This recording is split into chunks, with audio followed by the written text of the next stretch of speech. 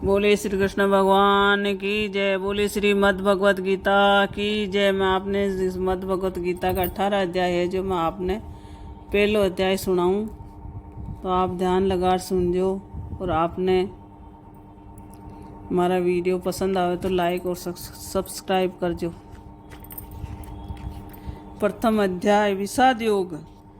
जब कौरव और पांडव महाभारत के युद्ध को चले तब राजा धृतराष्ट्र ने कहा, मैं भी युद्ध देखने चलूं। तब श्री वेद व्यास जी बोले, हे राजन, नेत्रों के बिना कैसे देखोगे? तब धृतराष्ट्र ने कहा, हे प्रभु जी, देखूंगा नहीं तो शरण तो करूंगा।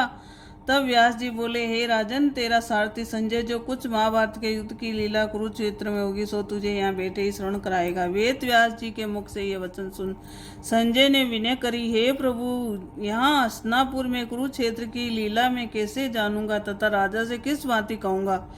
तब व्यास जी ने प्रसन्न होकर संजय से कहा, हे संजय, मेरी कृपा से तुझे यहाँ से दिखाई देगा। व्यास जी के इतना कहते ही संजय की दिव्य दृष्टि हो गई और बुद्धि भी उसकी दिव्य हो गई। अब आगे महाभारत का कौतुक कहते हैं, सुनो। 7 अक्षौहिणी सेना पांडवों की और 11 अक्षौहिणी सेना कौरवों की, ये दोनों सेनाएं कुरुक्षेत्र में एकत्रित हुई। तब धृतराष्ट्र ने पूछा, हे संजय, धर्म के क्षेत्र कुरुक्षेत्र में युद्ध की इच्छा से एकत्र हुए मेरे और पांडवों के पुत्रों ने क्या किया? संजय ने कहा, पांडवों की सेना को युद्ध देकर दुर्योधन द्रोणाचार्य के समीप जाकर कहने लगे, हे आचार्य, देखिए आपके शिष्य बुद्धिमान द्रुपद पुत्र ने पांडवों की बड़ी सेना की कैसी व्यवस्था की है। इस सेना में अर्जुन, भीम, बड़े बड़े धनुधारी वीर, युगधान विराट, महारथी, द्रुपद, धृष्ट केतु, चेकितान, बलवान, सिरोज, पुरुजिति, कुंती भोज, नरों में श्रेष्ठ सेव्य, पराक्रमी, युद्धामन्यु, बलवान, उत्तमोजा, अभिमन्यु व द्रौपदी के 5 पुत्र, सबके सब महारथी है। हे ब्राह्मण श्रेष्ठ, आपके स्मार्थ अब मैं सेना के प्रधान सेनापतियों के नाम वर्णन करता हूँ। आप भीष्म, कर्ण, युद्ध विजयी, कृपाचार्य, अश्वत्थामा, विकर्ण, सोमदत्त का पुत्र वृषिवा और बहुत से शूरवीर मेरे लिए प्राण तक देने को तैयार हैं। ये लोग शस्त्र चलाने में बहुत चतुर है और सब युद्ध विद्या में प्रवीण है। हमारी सेना का जिसके भीष्म रक्षक है थोड़ा बल है। अब आप सब अपने मोर्चों पर सावधान रहकर सेनापति भीष्म की रक्षा कीजिए। कुरु वृद्ध भीष्म पितामह ने दुर्योधन को प्रसन्न करते हुए और ऊंचे स्वर से गरजते हुए शंख बजाया। फिर वहां चारों ओर शंख, नगाड़े, ढोल, गोमुख आदि अनेक बाजे बजने लगे, जिनका बड़ा भयंकर शब्द हुआ। इसके अनंतर सफेद घोड़ों के बड़े रथ पर बैठ माधव, श्री कृष्ण और पांडव अर्जुन ने भी दिव्य शंखों को बजाया। श्री कृष्ण ने पांजन्य और अर्जुन ने देवदत्त नामक शंख को और भीष्म कर्म करने वाले भीम ने पौंड्रक नामक बड़े भारी शंख को बजाया। कुंती पुत्र धर्मराज युधिष्ठिर ने, अनंत विजयी नकुल ने, सुघोष और सहदेव ने मणिपुष्पक तथा महान धनुर्धर काशीराज, शिखंडी, धृष्टद्युम्न, विराट, अपराजित, सात्विक, राजा द्रुपद और द्रौपदी के 5 पुत्र तथा महाबाहु अभिमन्यु, इन वीरों ने अपने अपने शंखों को बजाया। उन शंखों के भारी शब्द से आकाश और पृथ्वी गूंज उठी और धृतराष्ट्र के पुत्रों के हृदय कांप उठे। हे राजन, अर्जुन ने कौरवों के लिए प्रस्तुत देखकर धनुष उठाकर श्री कृष्ण जी से कहा कि यह च्युत, मेरा रथ दोनों सेनाओं के बीच में खड़ा कीजिए, जिससे मैं युद्ध करने वालों को देख लूं कि इस रणभूमि में मुझे किन किन के साथ युद्ध करना चाहिए। द्रुबुद्धि दुर्योधन से प्रीति करने वाले जो संग्राम के लिए यहाँ एकत्र हुए हैं उनको देख सकूं। संजय कहने लगे, हे राजन, अर्जुन की बात सुनकर श्री कृष्ण ने भीष्म, द्रोण आदि वीरों के सामने उत्तम रथ को खड़ा करके कहा, हे वीर, संग्राम के लिए उद्यत इन कौरवों को देख लो। अर्जुन ने चाचा, बाबा, गुरु, मामा, भाई, पौत्र, ससुर और सज्जनों को शस्त्रों से सुसज्जित खड़े देखा और उसने इन दोनों सेनाओं में अपने ही सब बांधवों को खड़ा देखकर परम दयाद्र हो अत्यंत खेद के साथ ये वचन कहे, हे कृष्ण, संग्राम की इच्छा से आए हुए इन अपने बंधुओं को देख, और मेरे अंग ढीले हो रहे हैं और मुख सूखा जा रहा है, मेरा शरीर बेकल हो रहा है, रोमांच खड़े होते हैं, गांडीव हाथ से गिरा जाता है, त्वचा जली जा रही है।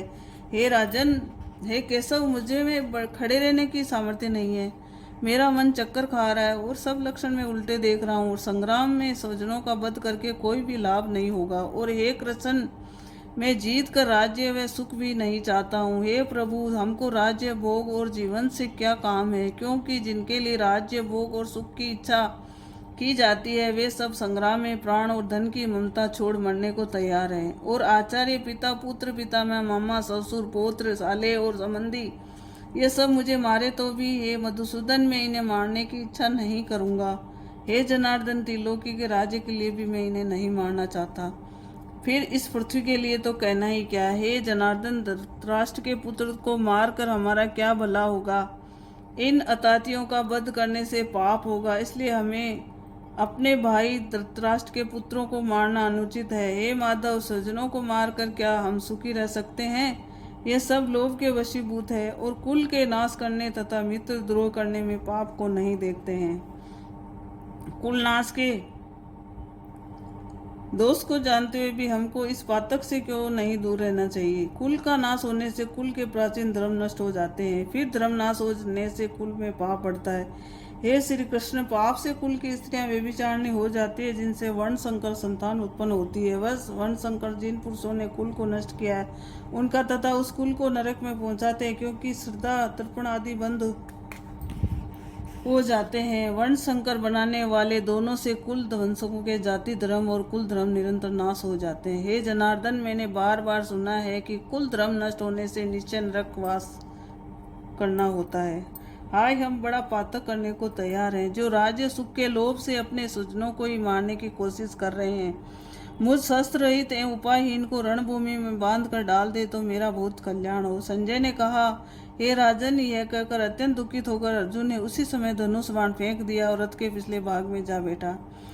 बोले श्री कृष्ण भगवान की जय हो। ओम तत्सिद्धि। श्रीमद् भगवद गीता उपनिषत्सु ब्रह्म विद्यायाम योग शास्त्रे श्री कृष्ण अर्जुन स्वादे अर्जुन विषाद योगो नाम प्रथमोध्याय समाप्त। अब पहला अध्याय को, प्रथम अध्याय को महात्म्य सुनो आप। गीता जी का पहला अध्याय को महात्म्य। एक समय पार्वती ने पूछा, हे महादेव जी, किस ज्ञान के बल से आपको संसार के सब लोग शिव कहकर पूछते हैं। मृगछाला ओढ़े, सब अंगों में शमशानों की विभूति लगाए, गले में सर्प और नरमुंडों की माला पहने हुए हो, इनमें तो कोई पवित्र नहीं, फिर आप किस ज्ञान से पवित्र माने जाते हो, यह आप कृपा करके कहिए।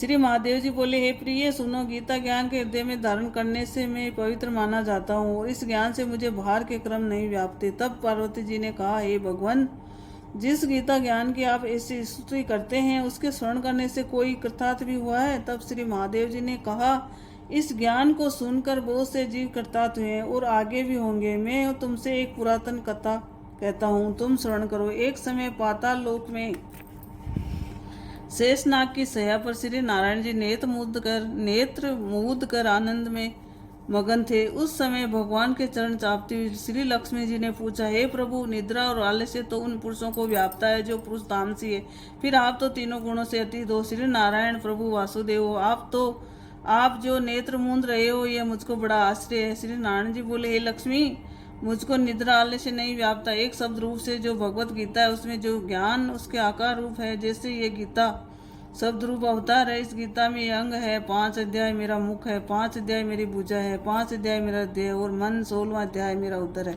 17वां अध्याय मेरी जंगा है और 18वां अध्याय मेरी चरण है। गीता के सब श्लोक ही मेरी नाड़ियाँ और जो गीता के अक्षर है वही मेरे रोम रोम है। ऐसा मेरा शब्द रूपी जो गीता ज्ञान है उसी के अर्थ से मैं हृदय में विचारा करता हूँ और बहुत आनंद को प्राप्त होता हूँ। लक्ष्मी बोली, हे श्री नारायण जी, जब श्री गीता जी का ज्ञान इतना है तो उसको सुनकर कोई जीव कृतार्थ भी हुआ है, सो मुझसे कहो।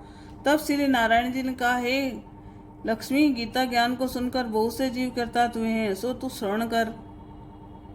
एक शूद्र वर्ण प्राणी था जो चांडालों के क्रम करता था और तेल लवण का व्यापार करता था। उसने एक बकरी पाली। एक दिन वह बकरी चराने को वन में गया और वृक्षों के पत्ते तोड़ने लगा। वहां से उसे एक सर्प ने डस लिया, जिससे वह तुरंत मर गया। मरकर उसने नरक बहुत भोगे। फिर बेल का जन्म पाया। उस बेल को फिर भिक्षुक ने मोल ले लिया। वह भिक्षुक उस पर चढ़कर सारे दिन मांगता फिरे। जो भिक्षा मांग कर लावे वह अपने कुटुंब के साथ बैठकर खावे। ये बेल सारी रात द्वार पर बंधा रहे, उसके खाने पीने की भी खबर न ले। कुछ थोड़ा सा भूसा उसके आगे डाल दे। जब दिन चढ़े फिर बेल चढ़कर भागता फिरे। कई दिन गुजरे तो वह बेल भूख का मारा गिर पड़ा, किंतु प्राण नहीं नगर के लोग देखा करे, कोई तीर्थ का फल दे, कोई व्रत का फल दे, पर उस बेल के प्राण नहीं छूटे। एक दिन गणिका आई, उसने लोगों से पूछा ये कैसी भीड़ है, तो उन्होंने कहा इसके प्राण नहीं निकलते, अनेक पुण्यों का फल दे रहे हैं तो भी इसकी मुक्ति नहीं होती। तब गणिका ने कहा मैंने जो कर्म किया है उसका फल मैंने इस बेल के निमित्त दिया। इतना कहते ही बेल की मुक्ति हुई। तब बेल ने एक ब्राह्मण के घर में जन्म लिया। पिता ने उसका नाम सुशर्मा रखा। जब बड़ा हुआ तो पिता ने इसको विद्यार्थी किया। तब उसको पिछले जन्म की शुद्धि रही थी, तब यह अति सुंदर हुआ। इसने एक दिन विचार किया, जिस गणिका ने मुझे बेल की योनि से छुड़ाया था उसका दर्शन करूं। विप्र चलते चलते गणिका के घर गया और कहा तू मुझे पहचानती है? गणिका ने कहा मैं नहीं पहचानती, तू कौन है? मेरी तेरी क्या पहचान है? तू विप्र और मैं वेश्या। तब विप्र ने कहा मैं वही बेल हूँ जिसको तुमने अपना पुण्य दिया था, तब मैं बेल की योनि से छूटा था। अब मैं विप्र के घर में जन्मा हूँ, तू अपना वह पुण्य बता। गणिका ने कहा मैंने अपने जाने कोई नहीं किया, परंतु मेरे घर एक तोता है, वह कुछ सवेरे पढ़ता है, मैं उसके वाक्य सुनती हूँ। उस पुण्य का फल मैंने तेरे निमित्त दिया था। तब विप्र ने तोते से पूछा कि तू सवेरे क्या पढ़ता है? तोते ने कहा मैं पिछले जन्म में विप्र का पुत्र था। पिता ने मुझे गीता के पहले अध्याय का पाठ सिखाया था। एक दिन मैंने कहा तुझको गुरु ने क्या पढ़ाया? तब गुरुजी ने मुझे श्राप दिया कि तू सुआ हो जा। तब मैं सुआ हुआ। एक दिन फंदक मुझे पकड़ ले गया। एक विप्र ने मुझे मोल ले लिया। वह विप्र भी अपने पुत्र को गीता का पाठ सिखाता। तब मैंने यह पाठ सीख लिया।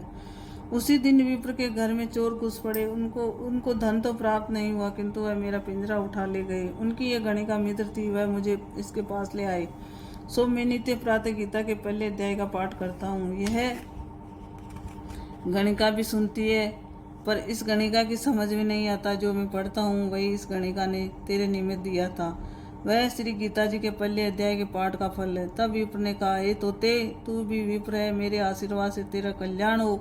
सो हे लक्ष्मी। विप्र के इतने कहते ही वह तोता भी मुक्ति को प्राप्त हुआ। तब गणिका ने बुरे कर्म छोड़ भले कर्म ग्रहण किए, नित्य प्रति स्नान करे और श्री गीता जी के प्रथम अध्याय का पाठ करे, इससे उसकी भी मुक्ति हुई। श्री नारायण जी ने कहा हे लक्ष्मी जी, जो कोई अनजान कर भी गीता का पाठ करे या श्रवण करे उसको मुक्ति मिलेगी। इति श्री पद्म पुराणे श्री कृष्ण अर्जुन संवादे उत्तराखंडी गीता महात्म्य नाम प्रथमोध्याय समाप्त। बोले श्री कृष्ण भगवान की जय। बोले श्रीमद् भगवत गीता की जय हो।